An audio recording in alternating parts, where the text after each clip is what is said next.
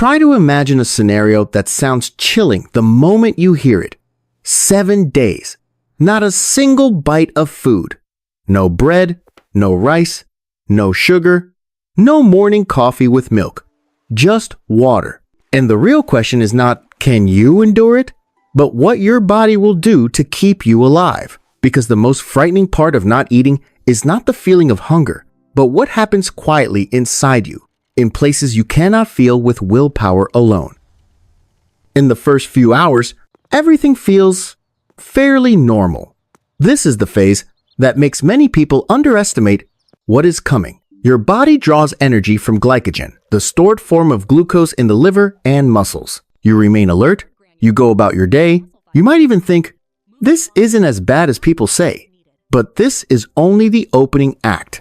Glycogen is not an infinite reserve, and when it runs out, the body is forced to switch into an entirely different survival mode.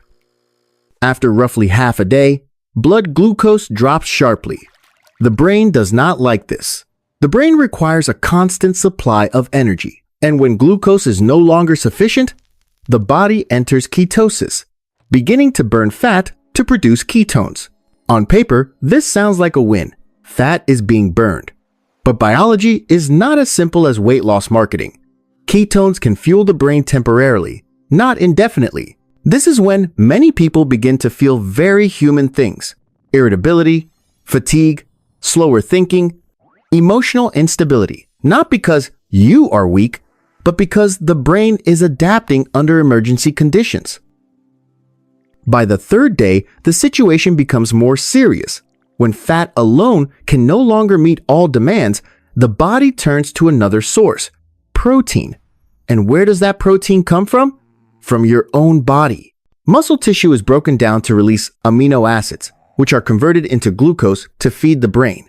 Put bluntly, this is the point where the body begins to consume itself in order to survive. You may not see it immediately in the mirror, but biology does not lie. Strength declines. Recovery declines. In women, menstrual cycles may pause. In both sexes, bone density and sexual desire decrease. These are not signs of detox. They are signals of prolonged deficiency. After about a week without food, the most dangerous issue is not weight loss, but the immune system. No vitamins, no minerals, no raw materials to maintain protective barriers.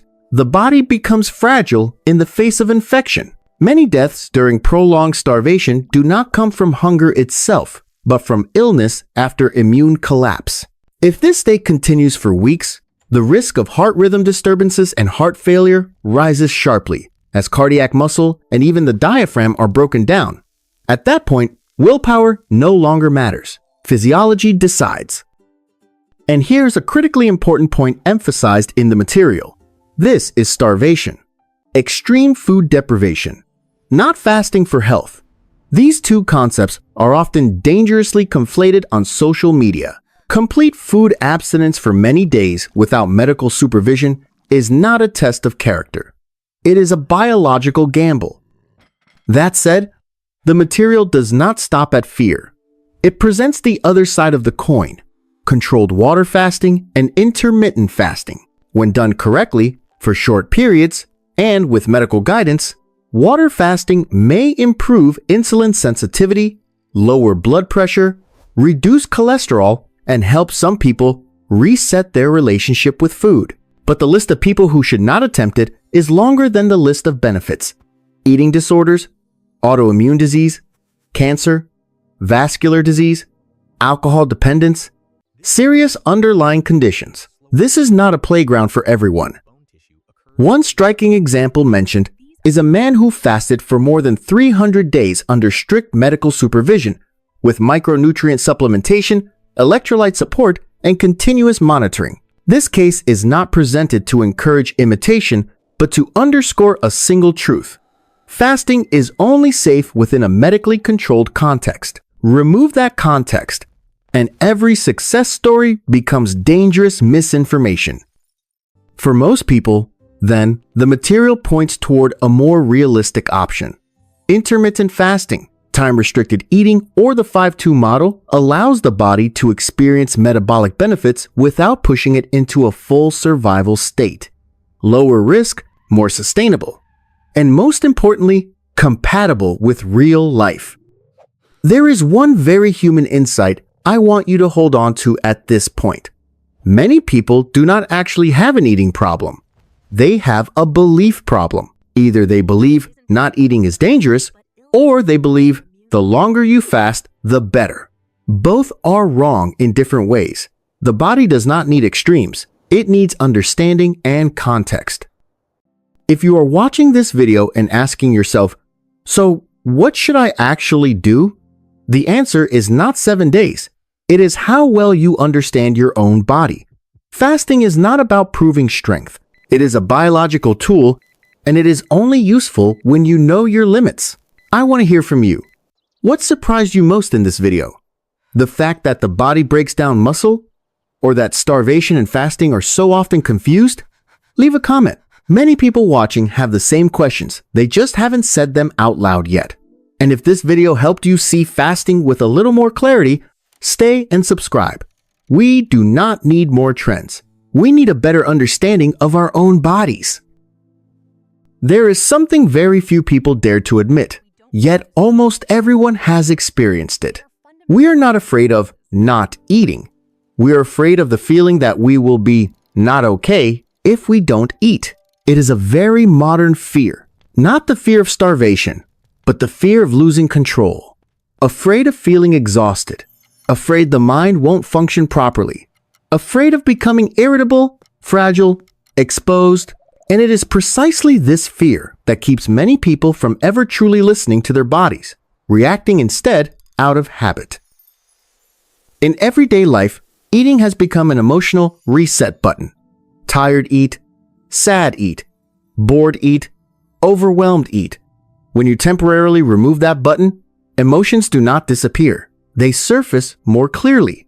And many people mistake this for the body being in danger, when in reality, it is the mind losing a familiar soothing tool.